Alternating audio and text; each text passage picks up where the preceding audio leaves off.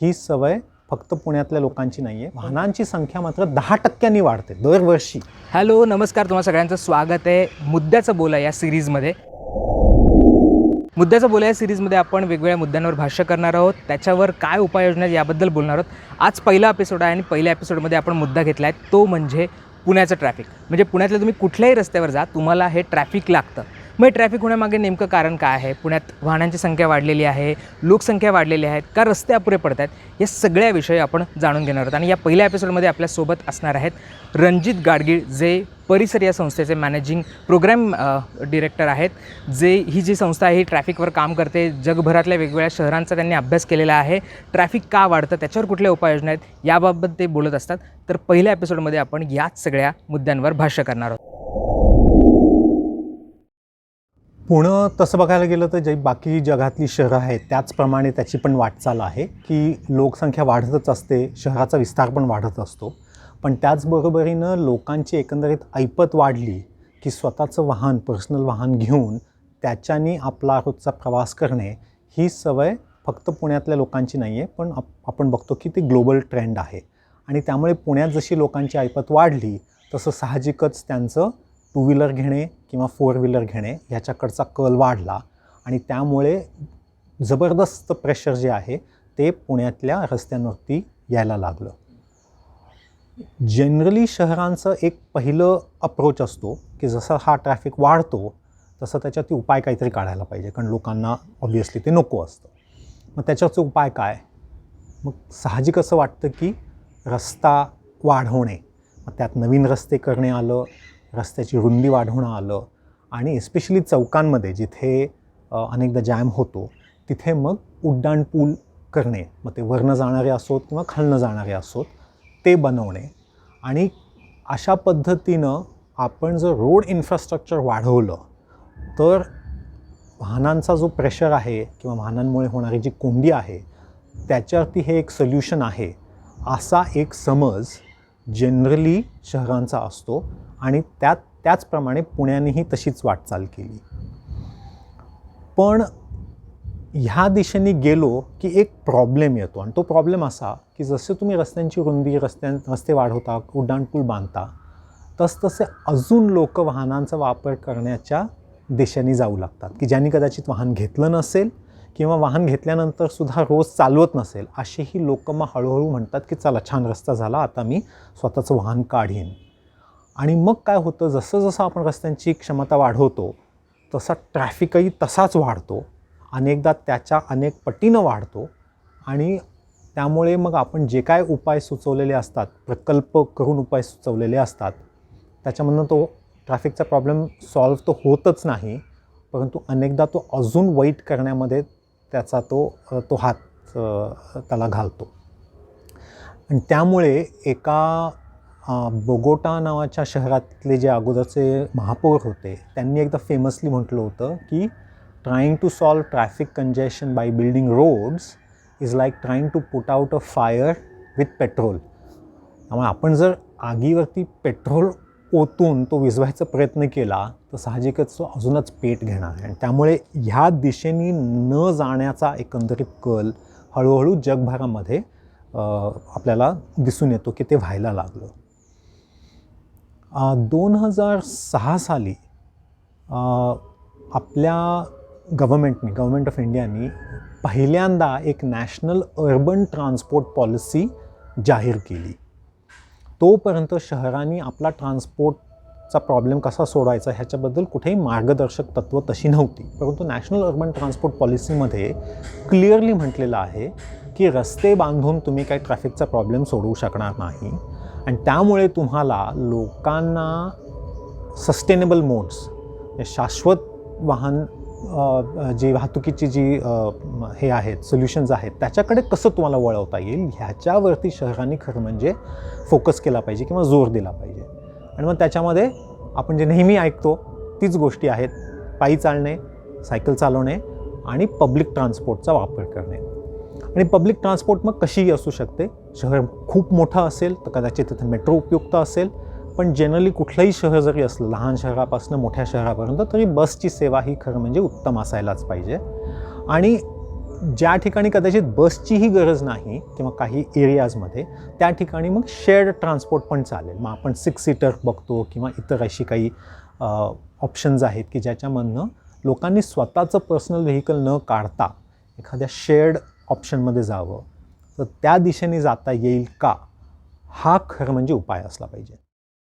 एक तर कुठल्याही शहराची जी रचना असते त्यात साहजिकच तुम्ही म्हणता तसं की सर्क्युलर सिटी आहे का लिनियर सिटी आहे, ह्याच्यावरती तुम्ही कुठली पब्लिक ट्रान्सपोर्ट सिस्टीम तिथे आणणार ह्याचा खूप फरक पडतो.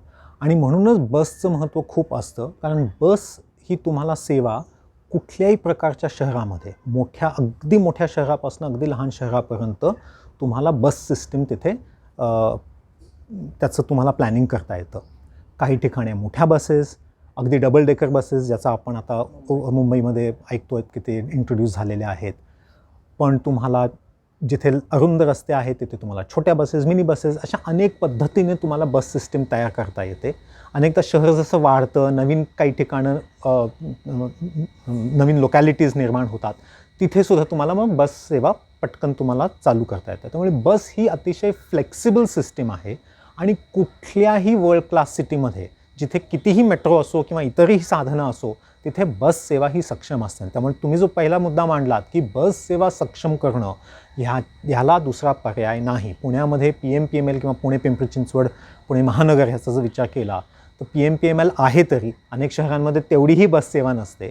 त्यामुळे पण जी आहे ती अपुरी आहे, ती कमीत कमी दुप्पट करण्याची गरज आहे. बसची संख्या, बसची रूट, बसची फ्रिक्वेन्सी आणि त्याचबरोबरीनं ते अफोर्डेबल ठेवणे, कारण ते लोकांना परवडलं पाहिजे. कारण शेवटी अनेक लोक जे आत्ता वापरतात त्यांना दुसरं कुठलं साधन वापरता येत नाही म्हणून ते बस वापरतात. त्यामुळे त्याचे जे दर आहेत ते आटोक्यात ठेवणे, ते अफोर्डेबल ठेवणे हे महत्त्वाचं आहे.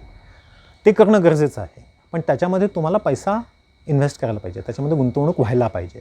आणि अनेकदा शहरं हीच चूक करतात की जेवढे आपण पूल बांधतो, मोठमोठाले फ्लायओव्हर बांधतो, त्याच खर्चामध्ये तुम्हाला जर ती PMPMLमध्ये इन्व्हेस्ट केली तर तुम्हाला PMPML सक्षम करता येईल. त्यामुळे आमचं ॲज अन ॲडव्होकसी ग्रुप आमचं नेहमीच असं म्हणणं असतं की तुम्ही जे काय रोडचं बजेट आहे, त्यात रोड वाईडनिंग आलं, नवीन रस्ते आले, पुलं आली, त्याच्यापेक्षा जर तुम्ही तोच पैसा जर तुम्ही सायकल, वॉक आणि बस सिस्टीम ह्याच्यावरती जर खर्च केली तर तो खूप जास्ती तुम्हाला उंचावता येईल, त्याचा दर्जा उंचावता येईल आणि तुम्ही म्हणता तसं एक आकर्षक एक साधन म्हणून लोकांसमोर तो पर्याय आपल्याला ठेवता येईल.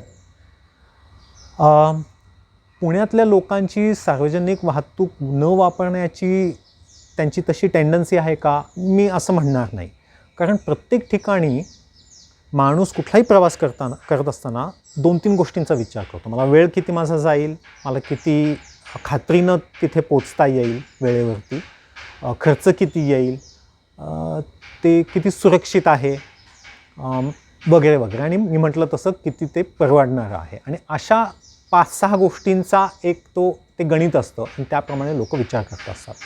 आणि त्यामुळे तुम्हाला कुठल्याही शहरामध्ये असंच करायला पाहिजे की सार्वजनिक वाहतुकीचा जो पर्याय आहे तो स्वतःचं वाहन वापरण्यापेक्षा तो आकर्षित असला पाहिजे.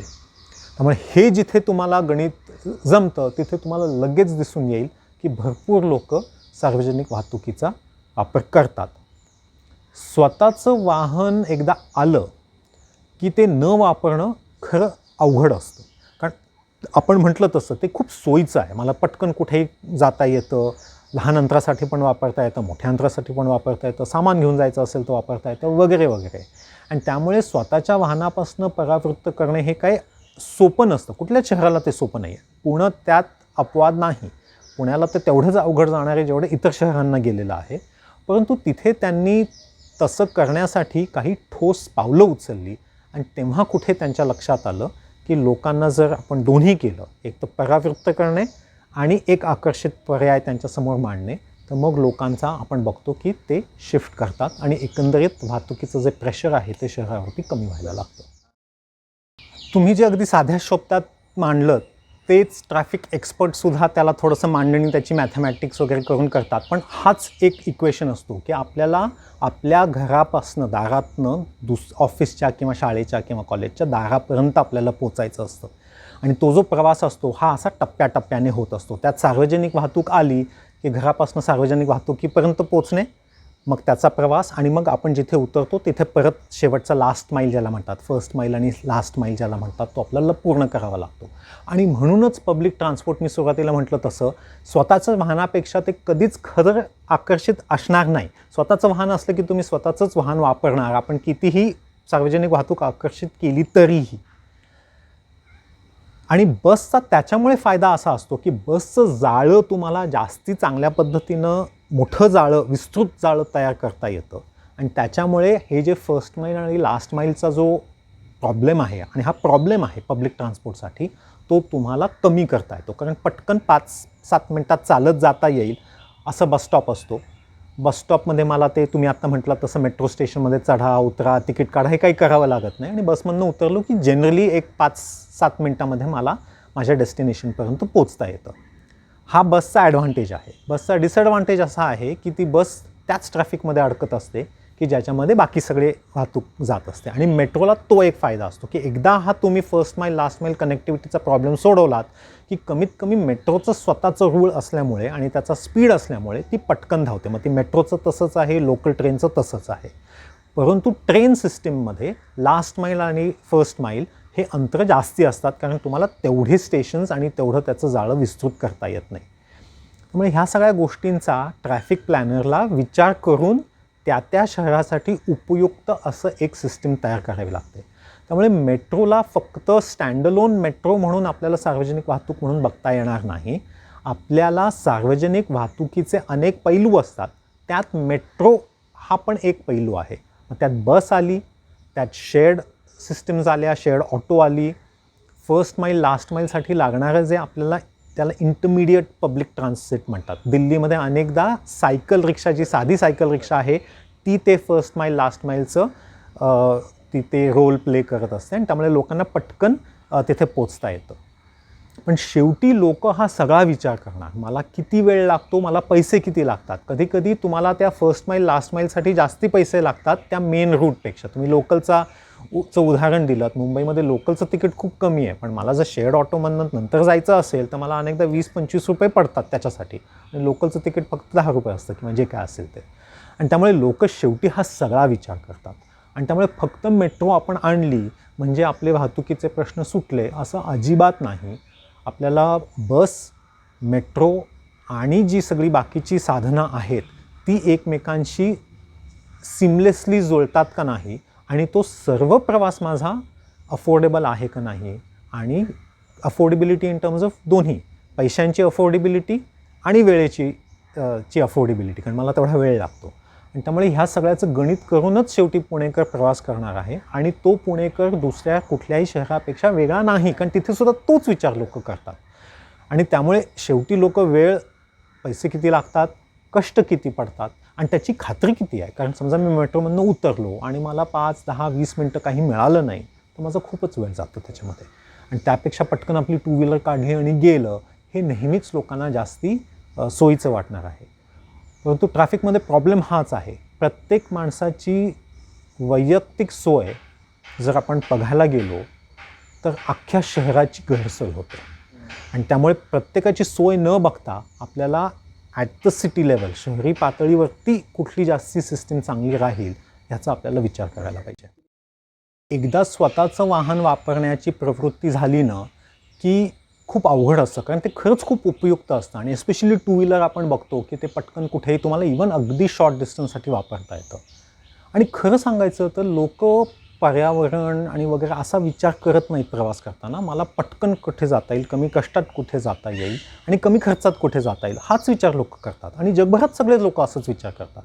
त्यामुळे तुम्हाला प्रश्न हा विचारायला पाहिजे की समजा मला 1 किलोमीटर किंवा 1 किलोमीटरच्या आतल्या अंतरासाठी जर चालत जाणं, हे जर मला असं वाटतं की लोकांनी ते करावं, तर खरंच ते चालण्यासारखं आहे का, तो रस्ता चालण्याजोगा आहे का, तो सेफ वाटतो का.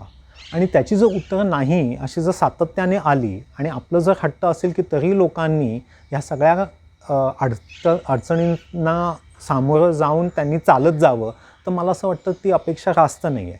आणि त्या मानाने स्कूटर किंवा टू व्हीलर आपण काढली की त्याच्यामध्ये गैरसोय कुठेच नाही. मला कुठेही लावता येते, माझ्यावरती कुठली कारवाई होत नाही आणि चालणं अवघड आहे. त्यामुळे साहजिकच लोक स्वतःचं टू व्हीलर काढतात. त्यामुळे तुम्ही जो प्रश्न विचारला त्याचं उत्तर हे आहे की तिथे सुद्धा आपल्याला दोन्ही गोष्टी करायला पाहिजेत. एक तर चालत जाणं हे अतिशय सोयीचं, आरामदायी, मनाला प्रसन्न वाटणारं असं केलं पाहिजे. आणि दुसरीकडे टू व्हीलर वापरणं हे थोडंसं अवघड केलं पाहिजे. आणि त्या मुद्द्याकडे आपण थोडंसं येऊ, कारण त्याच्यावरती थोडीशी विस्तृत चर्चा होणं गरजेचं आहे. परंतु तिथे पण प्रश्न तोच येतो की जो माणूस चालत जायला सुद्धा उत्सुक आहे, त्याला खरंच चालत जाण्याइतका फुटपाथ आहे का कुठे पुण्यामध्ये? आज तुम्ही ह्या छान एरियामध्ये आलेला आहात, पण इथे सुद्धा जर मला कोपऱ्यावरचं जे किराणा मालाचं दुकान आहे तिथपर्यंत जर चालत जायचं असेल तर मला खरं म्हणजे माझी सोय चांगली नाही आहे. आता तर पोलिसांनी ट्रॅफिकसुद्धा इथनं डायव्हर्ट केल्यामुळे इतका ट्रॅफिक वाढला आहे की जी लहान मुलं सगळी चालत जात होती त्यांचे आईवडीलसुद्धा आता म्हणतात की चालत जाऊ नको, कारण त्यांना आता भीती वाटते. त्यामुळे आपण आपले रस्ते हे चालण्याजोगे, सायकल वापरण्याजोगे आणि सार्वजनिक वाहतूक वापरता येईल ह्या जोगे ठेवलेले नाहीत, आणि त्यामुळे लोक त्याच्याकडे वळत नाहीत. त्यामुळे ह्याचा सगळ्याचा सर्वसमावेशक विचार होणं गरजेचं आहे. आणि चालण्याचा मुद्दा महत्त्वाचा का आहे? कारण शेवटी मला जर पब्लिक ट्रान्सपोर्टला जर बढावा द्यायचा असेल तर मला बसस्टॉपपर्यंत किंवा मेट्रो स्टेशनपर्यंत अनेकदा चालतच गेलं पाहिजे.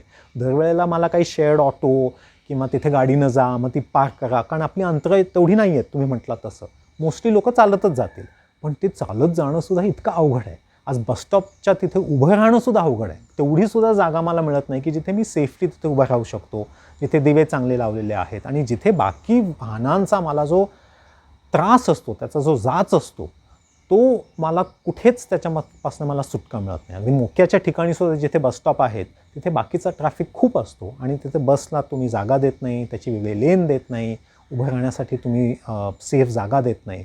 त्यामुळे मग लोक शक्यतो ते करत नाहीत. आणि जे चालतात, जे सायकल वापरतात आणि जे पब्लिक ट्रान्सपोर्ट वापरतात त्यांना दुसरा पर्याय नाही, त्यांना दुसरं करणं शक्य नाही म्हणून ते हे वापरतात. त्याला कॅप्टिव्ह युजर असं म्हणतात की तो बिचारा तो पकडलेला असतो, पण जशी त्याची ऐपत वाढली की तो व्यक्ती त्या सिस्टीममधनं पळून जाणार आहे. आणि ते चित्र आपल्याला उलटं करायचं आहे की वाहन असूनसुद्धा माणसाला वाटलं पाहिजे की स्वतःचं वाहन वापरणं खूप अवघड आहे किंवा खूप सोयीचं नाही आहे, त्याच्यापेक्षा तू चालत जा, त्याच्यापेक्षा तू सायकलनी जा, त्याच्यापेक्षा तू बसनी जा. नाही होतो, कारण त्याचं जो, आणि हे सगळं करण्यासाठीच विकास आराखडा की ज्याची आपण चर्चा, तो जेव्हा फायनल होत असतो तेव्हा त्याची खूप चर्चा होते. पण त्या विकास आराखड्यामध्ये तुम्ही जे आत्ता सगळे मुद्दे मांडले त्या सगळ्याचा विचार होणं गरजेचं आहे. आणि अनेकदा विचार केलाही जातो की पुढच्या 20 वर्षामध्ये पुण्याची लोकसंख्या किती वाढणार आहे, उत्पन्न किती वाढणार आहे, आणि त्यामुळे वाहनांची संख्या किती वाढणार आहे. कारण लोकसंख्या ही वार्षिक 2% वगैरे वाढते, ती काही फार वाढत नाही. वाहनांची संख्या मात्र 10% वाढते दरवर्षी. त्यामुळे कंपाऊंडिंग इंटरेस्ट ज्यांना माहिती आहे त्यांना कळेल की 2% आणि 10%मध्ये किती जास्ती फरक पडतो. त्यामुळे लोकसंख्येपेक्षा लोकांची, वाहनांची संख्या जास्ती वाढते, म्हणजे वाहन संख्या जास्ती वाढते लोकसंख्येपेक्षा. नवीन एरिया कुठे डेव्हलप होणार आहेत, IT कुठे येणार आहे, ह्या सगळ्याचा त्या विकास आराखड्यामध्ये विचार केला जातो. आणि त्या पद्धतीनं एक ट्रान्सपोर्ट सिस्टीम डेव्हलप केली जाते की ते त्या शहरासाठी उपयुक्त ठरेल अशी. पण आपण ती इन्व्हेस्टमेंट करत नाही. 82च्या म्हणजे 87च्या विकास आराखड्यामध्ये जुन्या पुण्याच्या हद्दीला एक वर्तुळाकार हाय कपॅसिटी मास ट्रान्झिट रूट त्यावेळीच प्लॅनर्सनी सुचवला होता. तो आज 30 वर्ष होऊन गेली, अजून त्याची चर्चा चालू आहे. तो केव्हाच व्हायला हवा होता. त्यामुळे ज्या गोष्टी विकास आराखड्यामध्ये प्लॅनरने टाकलेल्या आहेत विचारपूर्वक, त्यात जर आपण केल्या नाहीत तर मग साहजिकच आहे की वाहनांची संख्या वाढते आणि आपण परत येरे माझ्या मागल्यासारखं आता परत चौकात गर्दी झाली, परत तिथे उड्डाणपूल बांधू, अशा परिस्थितीला आपण पोचतो. विकास आराखड्यामध्ये जास्ती करून जो भर आहे तो पब्लिक ट्रान्सपोर्ट सक्षम करणे, हाय कपॅसिटी मास ट्रान्झिट करणे, बस रॅपिड ट्रान्झिट BRT करणे, ह्याच्यावरती खरं म्हणजे खूप जोर असतो. पण त्याला दुर्लक्ष करून आपण नको ते प्रकल्प घेतो हाती आणि मग ते फेल होतात किंवा ते अपुरे पडतात. तुम्ही जो प्रश्न विचारलात की वाहन संख्या एवढी वाढते तर आपले रस्ते अपुरे पडत आहेत का, ते नेहमीच अपुरे पडणार. कारण कुठल्याच शहराला 10% ॲन्युअल ग्रोथ रेट ही जर वाहनांची संख्या वाढणार असेल तर ते झेपणारं नाही. सगळेच रस्ते अपुरेच पडणार आहेत. आणि आपण जे उड्डाणपूल पाडतो आहे ते त्याचंच एक सिम्पटम आहे, त्याचं ते एक प्रतीक आहे की ते आपण बांधला वाहनांची संख्या इतकी वाढली की तोही अपुरा पडला, म्हणून आपण तो पाडून आता एक नवीन बांधतो आहोत. तोही अपुराच पडणार आहे, कारण वाहनांची संख्या कुठे कमी करण्यामध्ये आपण काहीच पावलं उचललेली नाहीत. मी म्हटलं तसं त्याच्यावरती पण आपण बोलूया, कारण तो महत्त्वाचा विषय आहे. आणि मग तो कमी पडेल, मग आपण तिसरा बांधू. मग त्यात अनेकांचे हितसंबंध असतात, म्हणूनही हे सगळं केलं जातं. म्हणून ट्रॅफिकचा प्रॉब्लेम मात्र सोडवण्यासाठी आपण रस्ते बांधून ट्रॅफिकचा प्रॉब्लेम सोडवू शकत नाही. You cannot build your way out of congestion.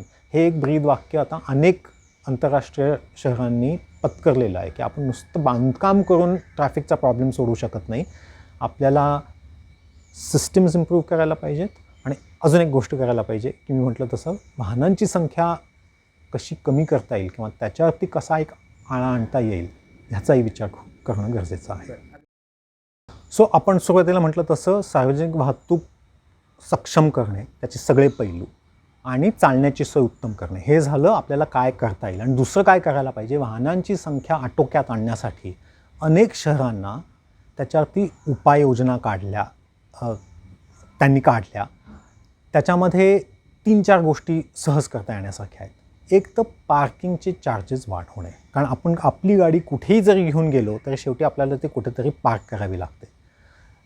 अनेक शहरांनी ते पार्किंगचे जे चार्जेस आहेत ते बऱ्यापैकी वाढवलेले आहेत. आणि त्याच्यामुळे स्वतःचं वाहन काढताना मला 2-3 वेळा विचार केला पाहिजे, की खरंच एक तर मला गरज आहे का आणि मला ते परवडणार आहे का. आणि मग तुम्ही जो प्रश्न विचारलात, की छोट्याशा अंतरासाठी सुद्धा मी गाडी काढतो, पण तिथे गेल्यानंतर जर मला 10 रुपये द्यावे लागणार असतील पार्किंगसाठी, तर माणूस विचार करेल की मला 10 रुपये द्यायचे नाहीत, त्याच्यापेक्षा पटकन चालत गेलो तर माझं काम होईल. त्यामुळे पार्किंगचे चार्जेस वाढवणे हे कुठल्याही शहरासाठी ज्याला ट्रॅफिकचे प्रॉब्लेम आहेत हे अतिशय अत्यंत गरजेचं आहे. त्याच्याशिवाय तुम्ही ह्याच्यावरती सोल्युशन काढू शकत नाही. तुम्ही बघितलं असेल की पुण्यामध्ये 2017मध्ये एक पार्किंग पॉलिसी जीबीनी मंजूर करूनसुद्धा ती त्यांनी लागू केलेली नाही. त्यामुळे हा जोपर्यंत राजकारण्यांचा हट्ट आहे की आम्ही लोकांना जाच पोचेल असं आम्हाला एकही पाऊल उचलायचं नाही आहे, तोपर्यंत ट्रॅफिकचा प्रॉब्लेम सुटणार नाही. त्यामुळे एक तर त्यांना पार्किंगची पॉलिसी इम्प्लिमेंट करायला पाहिजे पुण्याच्या सगळ्या रस्त्यांवरती. दुसरं म्हणजे काही तुम्हाला ठिकाणं, जसं आपलं कोर सिटी आहे, आपलं जे जुनं पुणं आहे, जे पेठांचं पुणं आहे, तिथे नॅरो रस्ते आहेत, अरुंद रस्ते आहेत, गल्ल्या आहेत. त्यामुळे ॲक्च्युली ते चालण्यासाठी खूप उपयुक्त आहे. तिथे तुम्हाला वाहनांची गर्दी वाढवून चालणार नाही. तिथे वाहनं अजून कशी घुसवता येईल, त्याच्यापेक्षा त्याच्यापासून वाहनं कशी कमी करता येईल, डिमोटरायझेशन कसं करता येईल ह्याचा विचार करायला पाहिजे. आणि जगामध्ये अनेक शहरांनी आपला जो कोर सिटी आहे तो वॉक फ्रेंडली, सायकल फ्रेंडली किंवा इलेक्ट्रिक तुमच्या काही शटल बसेस की ज्यांना चालता येणार नाही किंवा सायकल वापरता येणार नाही, त्यांना पटकन सुटसुटीत अशा बसेसवरती वापर करता येईल, असा विचार करून तुम्हाला कोर सिटी एरिया किंवा असे जे बाकी पॉकेट्स आहेत ते तुम्हाला डिमोटराईज करता येतात. हळूहळू शहरांनी एक मेसेज द्यायला पाहिजे की स्वतःचं वाहन काढणं हे तुमच्यासाठी सोयीचं ठरणार नाही. तुम्हाला पार्किंगची जागा मिळणार नाही आणि मिळाली तर ती खूप महाग असेल. पण आम्ही त्याचबरोबरीनं तुम्हाला चांगले रस्ते दिलेले आहेत चालण्यासाठी आणि बसची सेवा किंवा मेट्रोची सेवा चांगली दिलेली आहे आणि एक पर्याय लोकांसमोर ठेवणे. त्यामुळे हा जो पार्ट आहे त्याला ट्रान्सपोर्टमध्ये ट्रॅफिक डिमांड मॅनेजमेंट असं म्हणतात. ते पॉलिटिकली नेहमीच अवघड असतं, पण ते करणं गरजेचं आहे. आणि ते जोपर्यंत आपण करत नाही तोपर्यंत ट्रॅफिकचा प्रॉब्लेम सुटणार नाही. बरोबर. तुम्ही म्हणालात या सगळ्या उपाययोजना तुम्हाला असं वाटतं खरंच पुण्यासारख्या शहरात किंवा भारतात लागू होतील का? त्याचं हे विचारण्यामागचं कारण असं आहे की मध्यंतरी पुणे महानगरपालिकेने ती शेअर सायकलची पॉलिसी आणली होती. पेडल नावाच्या सगळ्या सायकल्स, अजून 2-3 कंपन्या आल्या आणि शहरभर अनेक ठिकाणी त्या सायकल्सचे स्टॉप्स केले. तुम्ही तुमच्या मोबाईलवरनं ते ॲक्सेस करू शकता आणि तुम्ही ज्या तुम्हाला इच्छित स्थळी जायचं तिथे जाऊन तिथल्या स्टॉपवरती सोडू पण शकता. बरोबर. अगदी नॉमिनल चार्जेस होते, 1-2 रुपये अगदी ठेवले होते त्यांनी. त्या सायकलिंगची जी योजना होती तीही बारगळली. अनेक सायकल चोरीला गेल्या, लोकांनी त्या तोडल्या. ती योजना पण तितकी सक्सेसफुल आपल्याला दिसली नाही. अगदी 1-2 वर्ष चालवली, पण नंतर आता एकही सायकल ती राहिलेली नाही आहे. किंवा जी स्टेशन्स होती तीही आता राहिलेली नाही आहे. खरं तर ती खूप उपयुक्त होती, म्हणजे मला जवळच्या आणि अगदी अफोर्डेबल होती. मला फार काही त्याच्यासाठी पैसेही द्यायचे नव्हते. काही वेळ तर त्यांनी फ्री पण ठेवली होती. असं असताना अशा योजना आणल्या जातात, पण खरंच त्या मग या शहरांमध्ये सक्सेसफुल होऊ शकतात का? अगदी होऊ शकतात. आणि सायकलची स्कीम आम्हाला अजूनही असं वाटतं की शहरांनी त्याच्यामध्ये गुंतवणूक करून तशी एक यशस्वी सिस्टीम आणावी. कारण जुनी जी सिस्टीम होती त्याच्याबद्दल फक्त 2 थोडक्यात मला मांडायचं आहे, कारण आम्ही त्या योजनेमध्ये खूप इन्व्हॉल्ड होतो.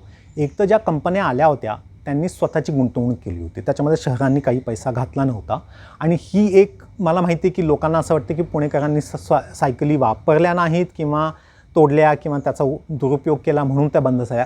ते खरं कारण नव्हतं. ज्या कंपन्यांनी त्या सायकली आणल्या त्यांची ग्लोबल लेवलला जागतिक पातळीवरती त्यांचं धोरण बदललं आणि म्हणून त्यांनी फक्त पुण्यामध्ये नाही परंतु त्यांनी जगभरामध्ये त्या सायकली बंद केल्या. त्यामुळे पुण्याचा त्याच्यामध्ये तसा बघायला गेला तर काही दोष नव्हता. त्यांनी त्या आणल्या, ती चालली, परंतु त्यांचे जे काय बिझनेस डिसिजन होते त्याच्यामुळे त्यांनी ती बंद केली. हे 4ही कंपनींच्या बाबतीत झालं. परंतु आणि ह्या अनेक शहरांमध्ये झालं, फक्त पुण्यामध्ये झालं नाही. परंतु अनेक शहरांमध्ये अजूनही ही पब्लिक बाईक सिस्टीमची योजना खूप यशस्वीपणे चाललेली आहे. आणि त्या कुठे चाललेल्या आहेत? जिथे शहरांनी स्वतः त्याच्यामध्ये गुंतवणूक केलेली आहे. तुम्ही फक्त जर प्रायव्हेट इन्व्हेस्टरवरती अवलंबून राहिलात की तू तुझ्या सायकली आण, तू तुझी गुंतवणूक कर, मग तो प्युअरली बिझनेस डिसिजन करतो. चाललं तर चालेन, काहीतरी बीजिंगमध्ये काहीतरी डिसिजन झाला म्हणून त्यांनी ती बंद केली. त्याच्यापेक्षा शहराचं त्याचं नियोजन शहरांनी केलं पाहिजे, त्याच्यामध्ये गुंतवणूक केली पाहिजे आणि ती तशी यशस्वीपणे चालू शकेल ह्याची खात्री आम्हाला वाटते, कारण अनेक शहरांमध्ये ती चाललेली आहे. ह्या ज्या सायकली होत्या त्या ऑलमोस्ट सगळीकडे बंद झालेल्या आहेत, परंतु लंडनमध्ये, पॅरिसमध्ये, सिंगापूरमध्ये ज्या शहरांनी स्वतःची सायकल सिस्टीम चालवलेली आहे त्या अजूनही यशस्वीपणे चाललेल्या आहेत. त्यामुळे तशी योजना नक्की करावी ह्याच्याबद्दल आम्हाला काही दुमत नाही. आणि त्याचा डिटेल्ड प्रोजेक्ट रिपोर्ट DPR पण बनलेला आहे.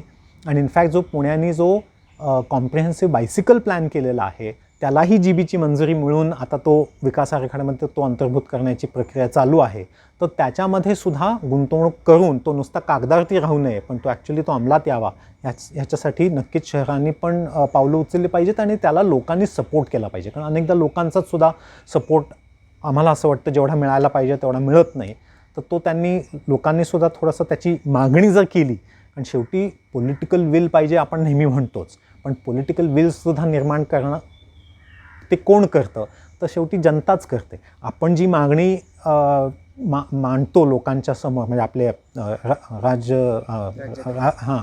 राजकर्त्यांच्या समोर आपण जी मांडतो तेच ते शेवटी ऐकतात. त्यामुळे आपण जर फ्लायओव्हर आणि नवीन रस्ते ह्याची जर मागणी आपण केली ते आपल्याला मिळेल. जर आपण म्हटलं आपल्याला सक्षम आणि चांगल्या पद्धतीची पब्लिक ट्रान्सपोर्ट पाहिजे तर ती आपल्याला मिळेल. त्यामुळे मला असं वाटतं की एक संदेश नक्कीच लोकांना आहे की आपल्याला जर शाश्वत शहर हवं असेल, आपल्याला नुसतं वाहतूक कोंडीतून मुक्त व्हायचं नसेल, परंतु जे हवा प्रदूषण आहे, जे होणारे ॲक्सिडेंट आहेत आणि आज काळाची गरज आहे म्हणजे क्लायमेट चेंज आणि आपल्याला जे कार्बन डायऑक्साईडचं जे एमिशन आहे ते कमी करायचं असेल तर आपल्याला एक शाश्वत शहराकडे वाटचाल करणं गरजेचं आहे. आणि शेवटी आपले राज्यकर्ते आपल्याला तेच शहर देतील ज्याची मागणी आपण करू. आणि त्यामुळे लोकांना हे पटलं पाहिजे की नाही, आता आम्हाला एक वाहन केंद्रित शहर नको आहे, परंतु आम्हाला एक लोककेंद्रित शहर हवं आहे की जिथे लोकांची सोय होईल, वाहनांची नाही. आणि आपण जर ती मागणी केली तर मला असं वाटतं की आपले अनेक जे प्लॅन आहेत, आपले अनेक जे प्रस्ताव आहेत ते कदाचित इम्प्लिमेंट होतील आणि एक छान पुण्याची आपल्याला त्या दिशेने वाटचाल करता येईल.